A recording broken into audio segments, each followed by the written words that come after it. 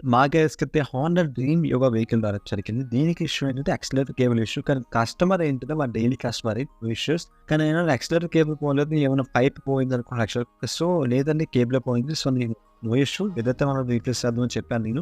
So accelerator cable పోయిందా, pipe పోయిందా check చేయడానికి మనం అయితే యూక్ అయితే ఓపెన్ చేయవలసి ఉంటుంది. యాక్సిలరేటర్ యూక్ అయితే ఓపెన్ చేయవలసి ఉంటుంది. దానికి స్టార్ స్క్రూ డ్రైవర్‌తో మీరు ఆ యూక్‌ని అయితే ఓపెన్ చేసేయొచ్చు. చూసారు కదా ఏ విధంగా అయితే మీకు యూక్‌ని అయితే ఓపెన్ చేయాలి. ఓపెన్ చేసిన తర్వాత చూసినట్లయితే కానీ కేబుల్ కట్ అయిపోయింది. యాక్సిలరేటర్ కేబుల్ యొక్క ఇన్నర్ వైర్ కట్ అయిపోయింది. ఈవెన్ ద రోప్ కేబుల్ అనేది కట్ అయిపోయింది. So no issue. ఇక్కడ పోయిన దాని గురించి మనం మాట్లాడకూడదు. నాకు నెక్స్ట్ ప్రాసెస్ ఏంటనేది ఇంపార్టెంట్ కాబట్టి సో ఆ యూక్ అయితే బయట తీసేది యాక్సిలరేటర్ కేబుల్ కంప్లీట్గా బయట తీసేసి కొత్త కేబుల్ వేయాలి. సో ఇక్కడ మనం ఓపెన్ చేస్తాం. కార్బొరేటర్ దగ్గర ఎలా ఓపెన్ చేయాలి, అసలు ఎటువైపు ఉంటుంది అన్నట్లయితే దీనికి లెఫ్ట్ సైడ్ మనకి కార్బొరేటర్ ఇచ్చారు దీనికి హోండా డ్రీమ్ యోగా వెహికల్కి. సో ఈ డోర్ అయితే మనం ఓపెన్ చేయాలి. దానికి స్టార్ స్క్రూ డ్రైవర్ ఇచ్చారు. స్టార్ స్క్రూ డ్రైవర్తో స్టార్ స్క్రూ అనేది ఓపెన్ చేసేయండి.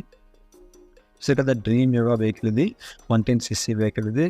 మైలేజ్ అయితే బాగుంటుంది. మైలేజ్ కావాలనుకున్న ఓకే తీసేసాం. ఇప్పుడు మనకి దీనికి స్లైడ్ ఉంటుంది. కార్బొరేటర్ స్లైడ్ అనేది BS6 కాదు కాబట్టి బాగుంది కాబట్టి ఆ కార్బొరేటర్ స్లైడ్ అనేది మనం ఓపెన్ చేసేయాలి. చూసారు కదా నార్మల్ థ్రెడింగ్ ఉంటుంది. రివర్స్ థ్రెడ్ అట్లా ఆల్రెడీ ఏముండదు దీనికి కార్బొరేటర్ దగ్గర. కంగారు పడవద్దు, డౌట్ అసలు పడవద్దు.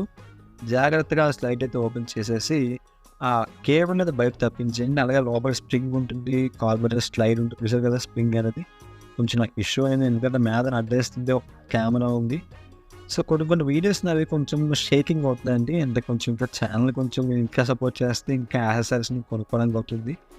ఇంకా మీకు బెస్ట్ క్వాలిటీ వీడియోస్ అప్లోడ్ చేయడానికి.